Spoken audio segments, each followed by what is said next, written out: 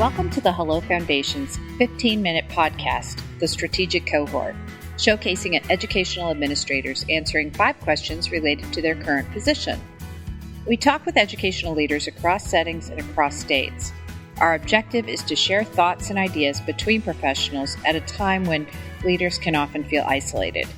Thank you for listening to this episode of The Strategic Cohort.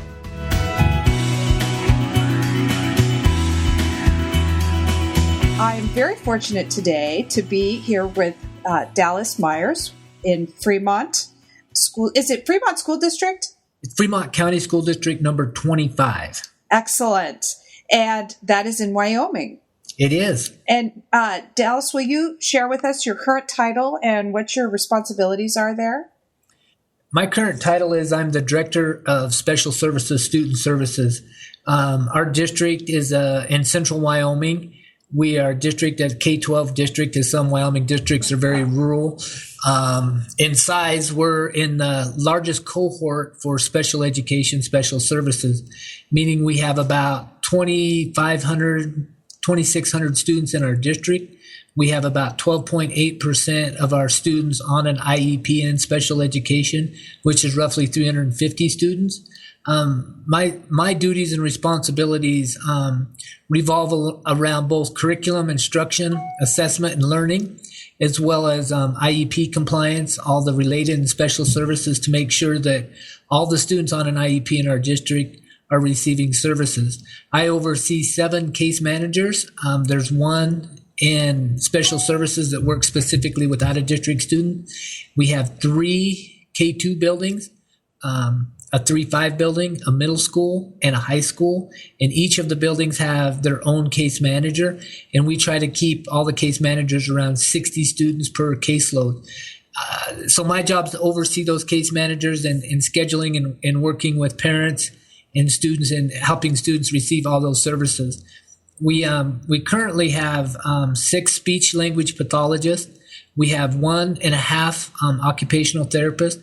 We have a full-time physical therapist. We have a doctor in that position. We have a full-time school psychologist, and we're looking to hire an additional full-time school psychologist. Hopefully we start interviewing next month. That's kind of the depth and the breadth, I guess. We further, but that's kind of the baseline. You're juggling a lot.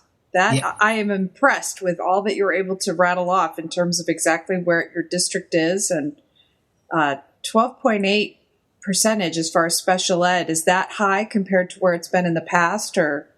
12.8 is actually low. We were up around 17 about 3-4 years ago. Wow. And it seems as the nation and maybe the state of Wyoming gave the option for using response to intervention RTI methods as a additional means for students with the LD disability to qualify for special education, that a lot of numbers shot up. We chose to use our building intervention team, as we've used for years, to try the least restrictive intervention prior to a referral for a special ed evaluation. So our numbers have stayed a little bit lower as we've increased the quality of interventions that we're using in the general ed classroom. We've got a bigger response from students' academic performance using that method than some of the districts have using the RTI method. Because at the end of the day, we still need to assess students to find out what their discrepancy is and what their skill deficits are. Not just a qualification for special ed, but a diagnostic assessment to really find out what their needs are. And we're working hard on that area.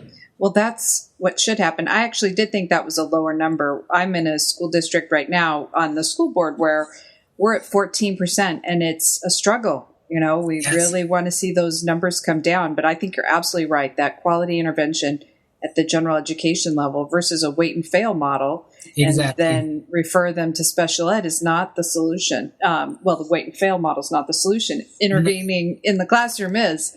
Well,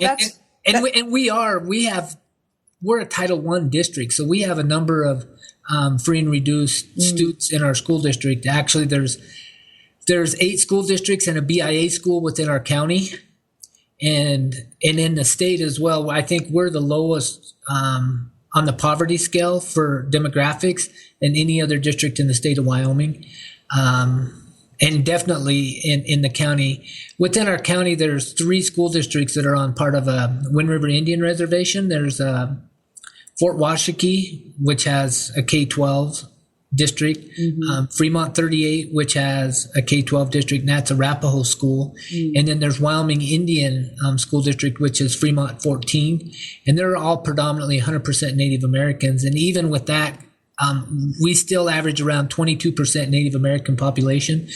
And if we were to take all the Caucasian Hispanics out of our school district, we would be the largest, probably Native American high school in the United States, just based upon the number of students, Native American students attend our school. So we have some unique challenges and obstacles when it comes to education and special education. And we're working really hard with the LD teachers this year and next year to help them develop quick and easy means to assess and address student learning deficits. Oh, wow, that's fantastic. It is a unique situation that you're in. Is that the greatest challenge that you have, that no one sort of shares your experience? I don't think it's necessarily the ethnicity demographics. I think the greatest challenge that we have is the poverty demographics. And because even outside of ethnicity, it seems that poverty affects all learners very similar, regardless of ethnicity. And those problems seem to be the greatest obstacle when it comes to helping students and families progress academically through the education system. Do you have a success that you have experienced that you're pleased with, that you would love to see happen in other places? I think the success that we have is, in recently, we've spent the last 2 years working on inclusive education from a least restrictive environment to a more general education environment. And I think that, and what we really work off of, and I hate to throw names out there, but Mike Schmoker really hits home. He has a saying that says, win small, win often, and win early. So I think one of the things that in my philosophy and trying to help students and families and ultimately students be successful is we started with small pilot programs with inclusion. And this year we've rolled them out full time. So we had pilot programs for a year. And some of the results that we've seen, for instance, in an 8th grade math class, we had kids that were in a learning resource, a separate classroom for math in the 6th and 7th grade. And the average MAP score for students in that time frame is used upon the Roche Index, the RIT scores in MAP. And I know you know about those. And the average growth in math for those students was 2.6. And so our big goal was to close that achievement gap. While those students were in the learning resource room, they were averaging 3.9 RIT points in growth per year.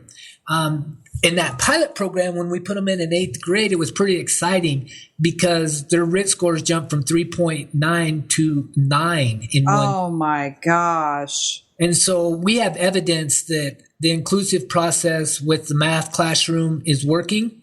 We've spent 2 years investing in it. The first year is a pilot program, and this year we've rolled it out to other teachers. In the summer, we plan to support that by using our own staff that are working very hard and having success to provide professional development to the rest of the teachers in the district that choose to use this as a method to better teach students with special needs.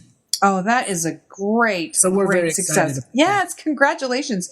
That's a huge win for kids and your staff. It's got to be reassuring to them they're on the right track. Well, and granted, it's on a small scale.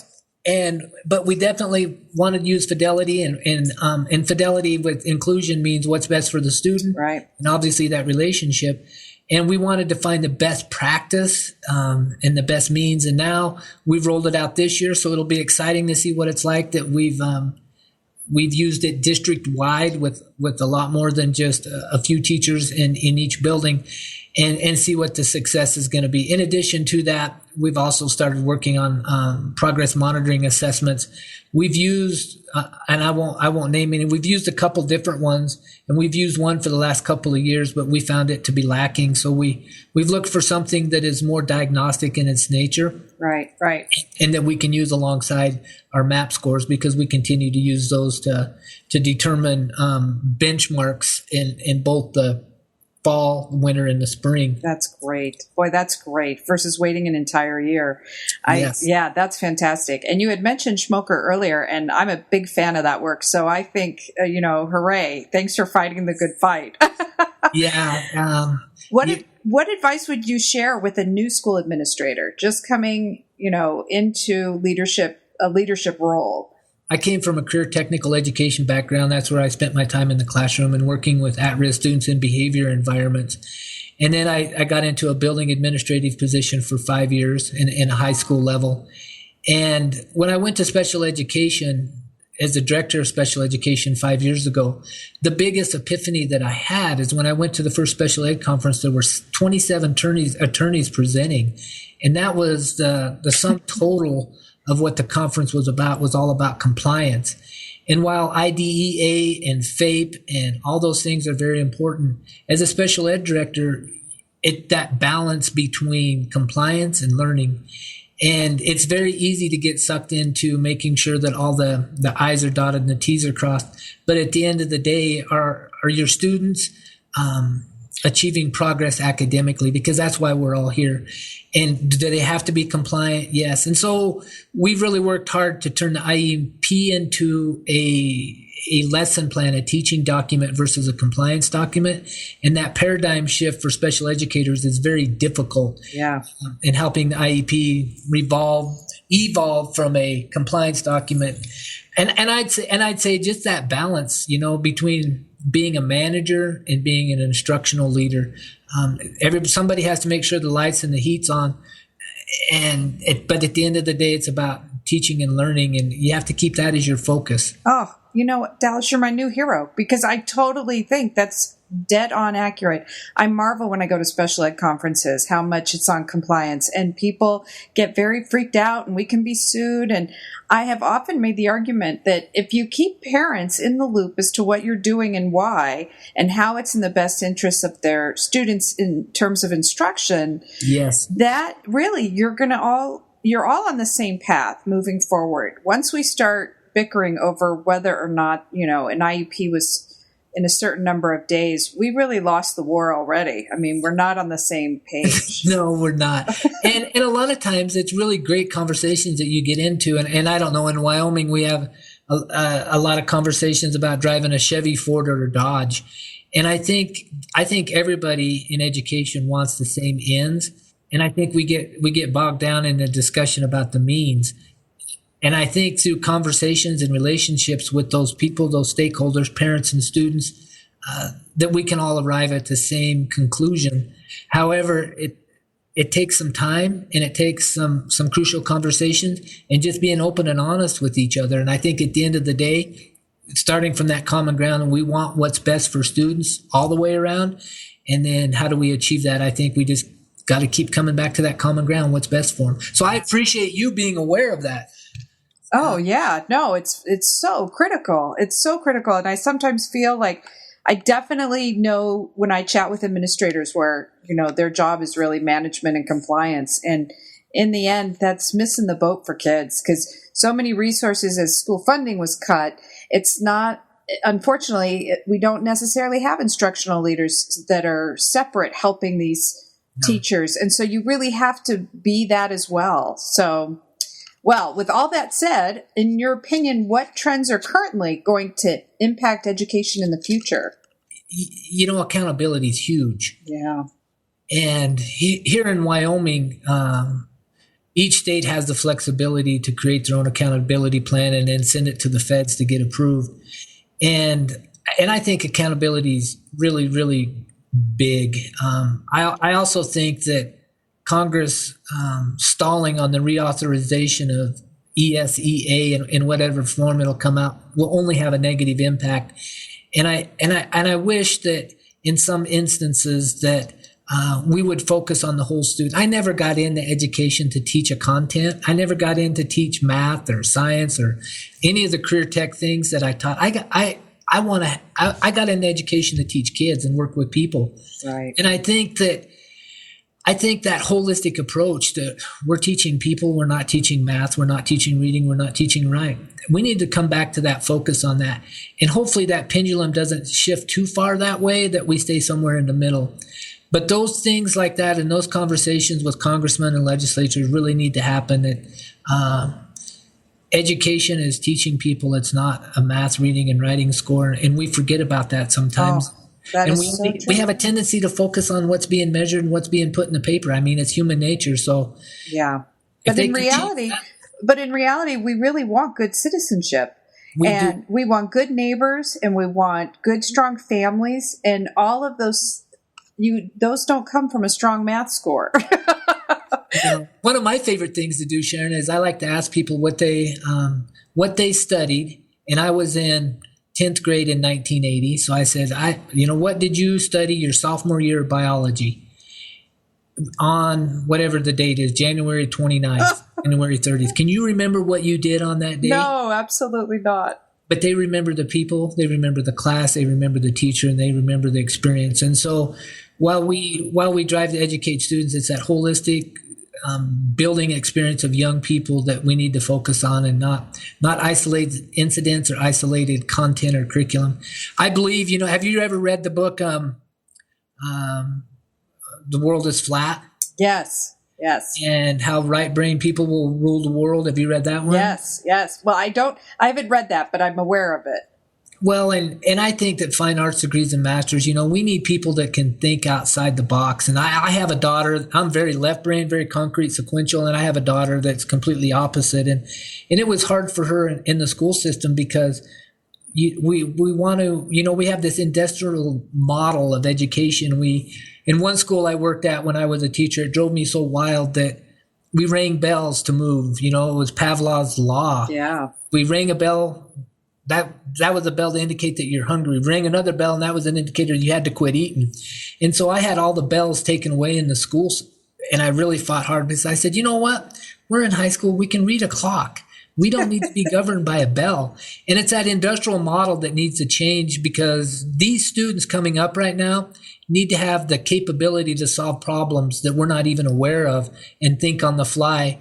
And given that lack of creativity and that rigid line of instruction and education, there's a place for that self-discipline. But at the end of the day, they need to be creative thinkers. And I honestly do believe that right-brain people will rule the world at some point. And a master's in a fine arts degree is not such a bad thing in 2020, I don't think. Oh, I completely agree. I was saying to a group of parents just recently, and teachers on a tech committee that we have, that really our third graders, like the statistic is something like 60 to 70% of them are preparing for jobs that do not even exist at this point. And so we do not know what is going to happen. My own daughter, who's very scientifically oriented, is really interested in theater and the arts. And I tell her, ironically, that's probably what's going to serve her better, because you need to be able to be a problem solver and look at things differently as problems emerge in the sciences. So I'm on board with you, Dallas. We can just chat all night, but yeah, I know.